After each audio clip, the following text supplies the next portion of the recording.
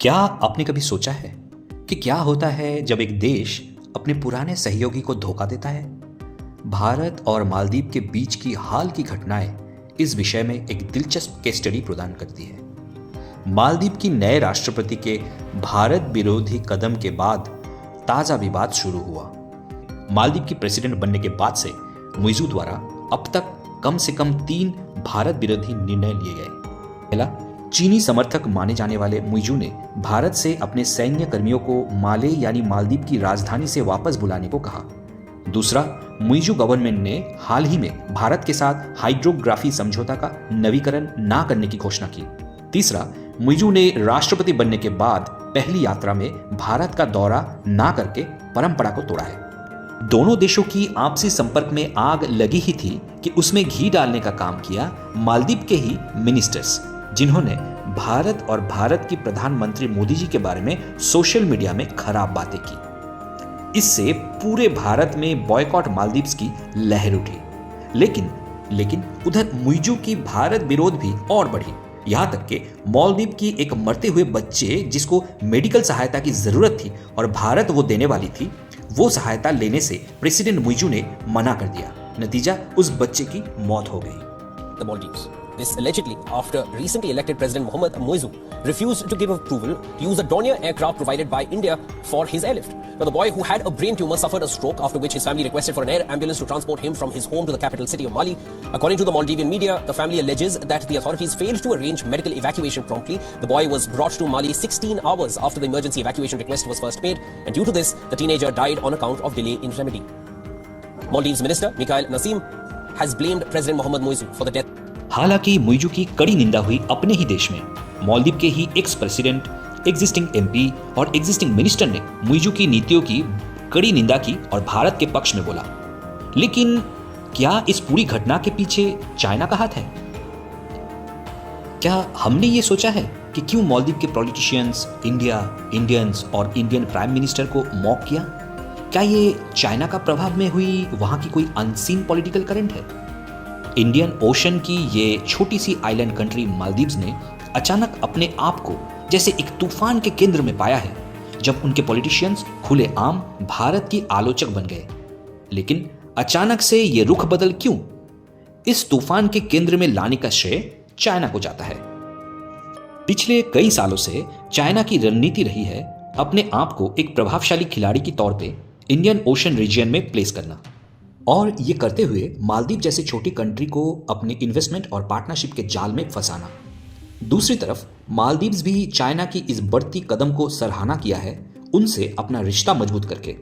और चाइना की आभारी मालदीव्स के कुछ पॉलिटिशियंस चाइना की ही इन्फ्लुएंस में मिली बहादुरी से इस सिचुएशन को और इंटेंसिफाई किया, भारत और भारतीय सामानों का बहिष्कार का नारा दे। जबकि दोनों देशों में इकोनॉमिक इंटरडिपेंडेंस काफी ज्यादा है, गल्फ नेशंस की तरह।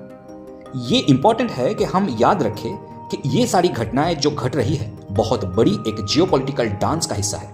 एक तरफ इस रीजन में चाइना का बढ़ता दबदबा, फिर इंडिया का रणनीतिक हित और मालदीव जैसे छोटे कंट्री का राजनीति, ये सारे एंगल एक साथ मिलकर एक बड़ी जटिल सिचुएशन क्रिएट किया है।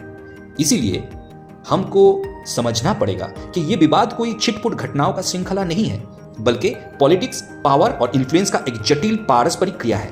लेकिन क्या इंडिया मालदीव्स का रिलेशन बहुत गहरा नहीं है? हम लोग शायद ही अंदाजा लगा सकते हैं उस डीप रूटेड कनेक्शन के बारे में जो ट्रॉपिकल पैराडाइज मालदीव और साउथ एशियन जायंट इंडिया के बीच में है। ये कहानी काफी पुरानी है और इस संपर्क ने एकजुटता की काफी सारे क्षण देखे हैं। चाहे वो 1988 में इंडिया के क्विक रिस्पॉन्स हो मालदीव्स की तख्तापलट रोकने की, या फिर जरूरत के समय पे आवश्यक वस्तुओं की सप्लाई हो। जहां ये रिलेशनशिप सैकड़ों साल पुरानी है, आपसी निर्भरता भी समय के साथ बदली है दोनों देशों की जरूरत के हिसाब से। जैसे दुनिया बदलती है वैसे ही जब जरूरत पड़ने पे इंडिया ने 1988 में मालदीव्स को मिलिट्री सहायता कर वहां तख्ता पलट रोक के शांति स्थापना की, तो दोनों देशों की बॉन्ड बहुत स्ट्रांग हुआ। ट्रस्ट और म्यूचुअल रिस्पेक्ट भी बढ़ा आगे आने वाले सालों में। बाद में मिलिट्री सपोर्ट से फोकस शिफ्ट हुआ इकोनॉमिक एड में। जब 2004 में भयानक सुनामी आई तो मालदीव्स को इंडिया का फाइनेंशियल सपोर्ट सबसे पहले मिला। जिससे ये आइलैंड फिर से खड़ा हो पाया। ऑब्वियसली ये एक टर्निंग पॉइंट था आपसी संबंधों में, जब इंडिया का रोल एक बहुत ही डिपेंडेबल दोस्त की तरह प्रूव हुआ।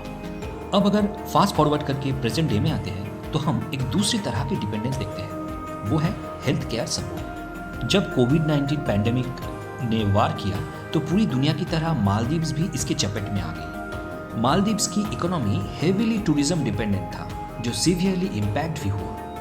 तो इंडिया ने फिर से सहायता भी की, क्रिटिकल मेडिकल सप्लाईज भेज के, लगातार सपोर्ट भेज के। और ऐसे ही है इंडिया मालदीव्स का बॉन्डिंग, जो एड, इंटरवेंशन, शेयर्ड हिस्ट्री और म्यूचुअल कोऑपरेशन से बनी है। लेकिन क्या मालदीव्स इंडिया से दुश्मनी मोल लेना अफोर्ड कर पाएगी?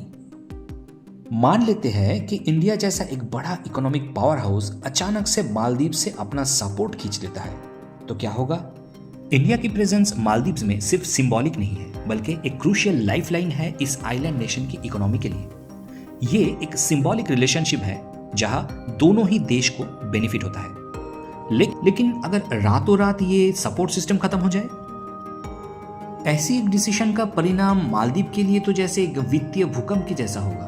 सडनली बहुत सारे जॉब लॉस होंगे, क्योंकि इंडियन कंपनीज अपने इन्वेस्टमेंट खींच लेंगे, हजारों बेरोजगार हो जाएंगे।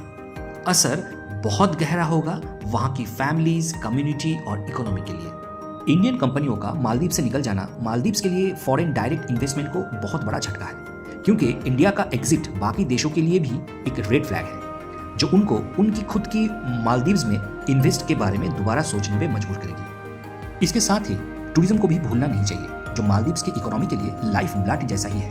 पोस्ट कोविड एरा में मालदीव्स में सबसे ज्यादा टूरिस्ट इंडिया से ही आते हैं। इंडिया का मालदीव्स को इकोनॉमिक बॉयकॉट मतलब इंडियन टूरिस्ट्स का वहां संख्या बहुत कम हो जाना और वहां के टूरिज्म इंडस्ट्री को झटका। यानी इकोनॉमिक रिसेशन मालदीव्स के लिए तब सिर्फ एक संभावना नहीं, उससे ज्यादा यानी वास्तविकता है। भारत के सपोर्ट के अलावा मालदीव्स तूफानी समुद्र में फंसा एक नाव की तरह ही होगा। तो फिर इंडिया और मालदीव्स की रिश्तों की भविष्य क्या है?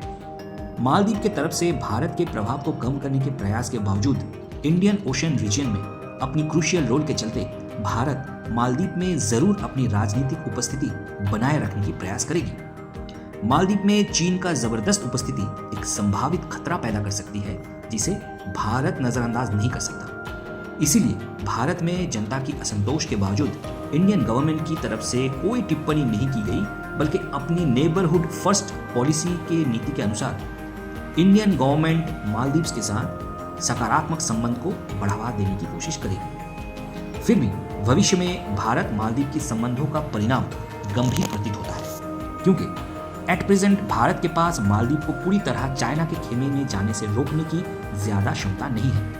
हालांकि चाइना के समर्थन पे मुइजू की अधिक निर्भरता के कारण ऐसा भी हो सकता है कि अगर मुइजू अपने कार्यकाल में सफल नहीं हुए तो फिर एक चाइना आउट कैंपेन भी अगले 5 साल में मालदीव्स में चल सकती है। आज के वीडियो में इतना ही, मिलते हैं अगली वीडियो में।